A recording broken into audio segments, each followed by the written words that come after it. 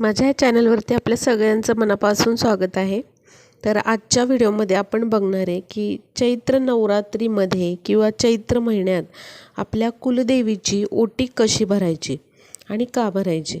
बघा, आपण खूप सारे नवस उपास तापास करतो आणि आपण पुन्हा काय म्हणतो की आम्हाला इच्छित असं फळ मिळत नाही आहे किंवा भरपूर अशी कामं आहेत की ती अडतायत, मार्गी लागत नाही आहे. मग मुलांचं शिक्षण म्हणा, आरोग्याचे काही प्रॉब्लेम असतील, अजून काही धनवृद्धीचे असतील, तर त्यासाठी सगळ्यात महत्त्वाचं म्हणजे आपण आपल्या कुलदेवीची उपासना करणे, तिचा वेळोवेळी मान सन्मान करणे हे खूप महत्त्वाचं असतं.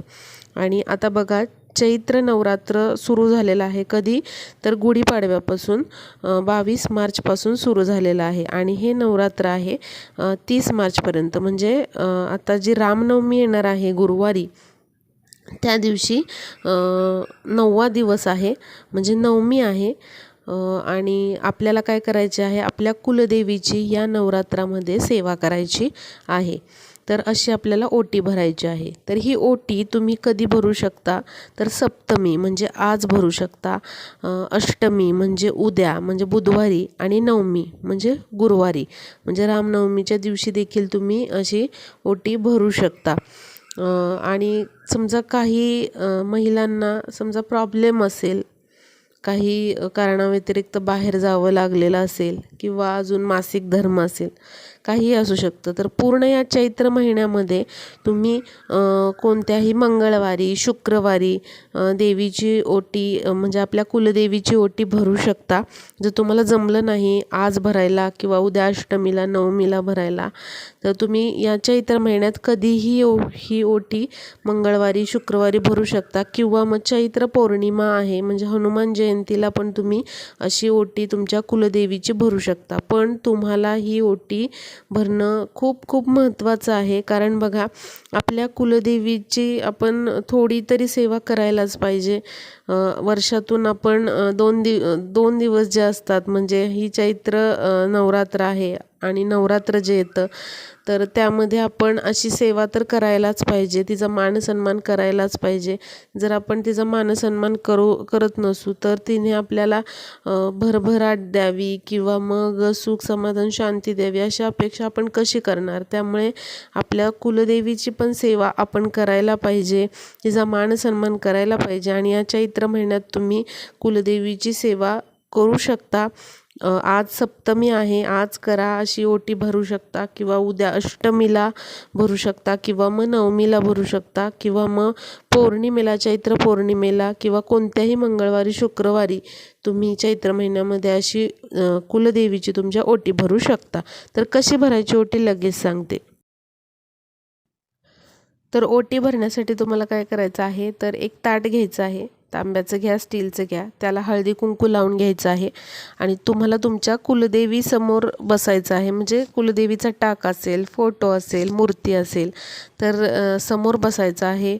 दिवा लावायचा आहे, धूपदीप ओवाळून घ्यायचा आहे आणि त्यावरती तुम्ही जी साडी नेसवणार आहात देवीला ती घ्यायची आहे, नवीन साडी असावी.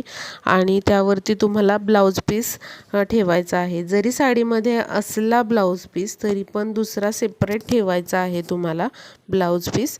आणि ब्लाऊज पीस पण नवीन हवा. नारळ ठेवायचा आहे, नारळाची शेंडी देवीकडे करायची आहे. आणि आपल्याला 5 वेळा असे तांदूळ ओटीमध्ये ठेवायचे आहेत. आणि प्रत्येक वेळेला तांदळाबरोबर सुपारी, एकदा पूजेचा बदाम, एकदा हळकुंड, एकदा खोबरं, अशा 5 कोणत्याही वस्तू तुम्ही घ्या आणि 5 वेळा तुम्हाला असे हे तांदूळ जे आहेत ते ओटीमध्ये भरायचे आहेत. आणि तुमच्या कुलदेवीचं स्मरण करायचं आहे, नाव घ्यायचं आहे ओटी भरत असताना. पुन्हा नारळाला तुम्हाला आधीच हळद कुंकू लावून घ्यायचं आहे. ब्लाऊज पीसला, साडीला हळद कुंकू लावून घ्यायचं आहे. बांगड्या जर असतील तुमच्याकडे अशा हिरव्या, तर त्या पण ओटीमध्ये भरायच्या आहेत.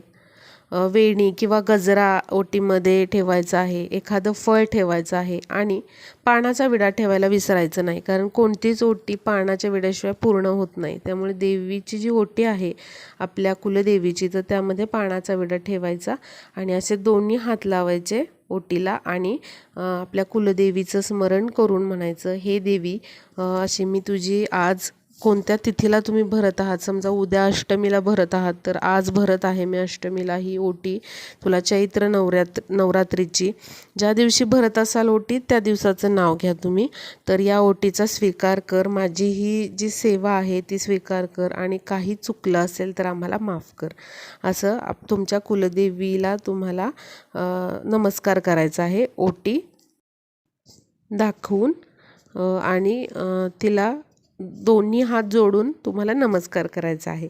तर अशी तुम्हाला ओटी भरायची आहे.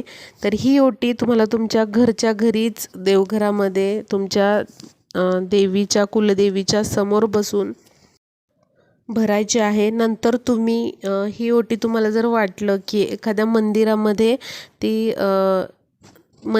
एखाद्या देवीच्या मंदिरामध्ये द्यावी, तर तुम्ही तिथे देखील ही ओटी देऊ शकता किंवा मग तुम्ही स्वतःही ही साडी परिधान करू शकता. फक्त मासिक धर्मामध्ये पिरियड्समध्ये ही साडी तुम्ही नेसू नका. जेव्हा शुभकार्य असतं, आपण चांगल्या दिवशी साडी नेसतो, काहीतरी पूजाविधी असतात घरात, त्या दिवशी ही साडी अवश्य तुम्ही परिधान करा.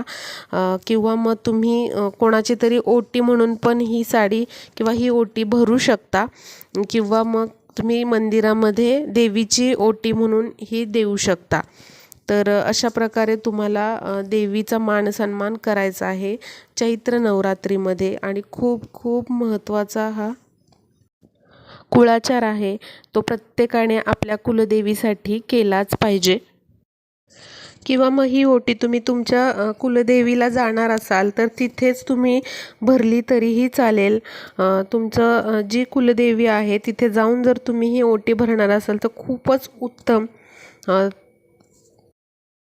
जिथे तुमची कुलदेवी आहे तिथे जाऊन ही ओटी भरली तरीही चालू शकते. तर नक्कीच अशा पद्धतीने आपल्या कुलदेवीची ओटी या चैत्र महिन्यात भरा. आज सप्तमीला भरा, उद्या भरा अष्टमीला किंवा नवमीला भरा किंवा पूर्ण चैत्र महिन्यामध्ये एखाद्या शुक्रवारी, मंगळवारी किंवा चैत्र पौर्णिमेला, हनुमान जयंती दिवशी तरी तुमच्या कुलदेवीची अशी सेवा करायला विसरू नका. हा व्हिडिओ जास्तीत जास्त होईल तेवढा आपल्या मैत्रिणींपर्यंत शेअर करा, म्हणजे त्यांनाही माहिती कळेल आणि हा व्हिडिओ आपला युजफुल ठरेल. भेटूया पुढच्या व्हिडिओमध्ये.